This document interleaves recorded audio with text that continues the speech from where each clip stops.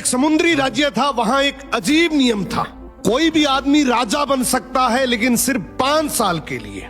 जैसे 5 साल पूरे होते उसे एक भयानक जंगल में छोड़ दिया जाता, जहां जंगली जानवर उसे मार देते। इसलिए ज्यादातर लोग राजा बनना तो चाहते थे। वो उस 5 साल के पीरियड में खूब मजे करते, पर जब 5 साल का समय पूरा होता तो वही आदमी रोते बिलखते जंगल की तरफ जाते।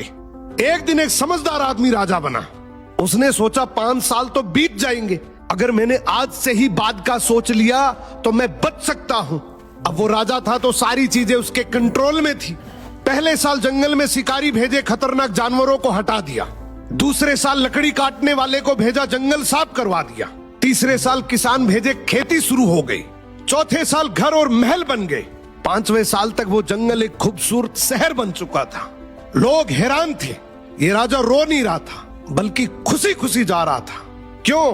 क्योंकि जहां दूसरे लोग मौत देखते थे, उसने अपने फ्यूचर का राज्य बना लिया था और फिर वो वहां जाकर आराम से राजा की तरह रहने लगा। इस कहानी की सीख बहुत सिंपल है। आज आपके पास समय है, या तो आप इसको यूटिलाइज कर लो या फिर कंफर्ट जोन में बिता दो। अगर आपने यूटिलाइज कर लिया तो हो सकता है 5 साल के बाद आप एक राजाओं जैसी जिंदगी जी लो, और अगर आपने कंफर्ट जोन चुन लिया तो हो सकता है आने वाले 5 साल के बाद आप किसी के 10 से 15 हजार रुपए की नौकरी करते दिखोगे।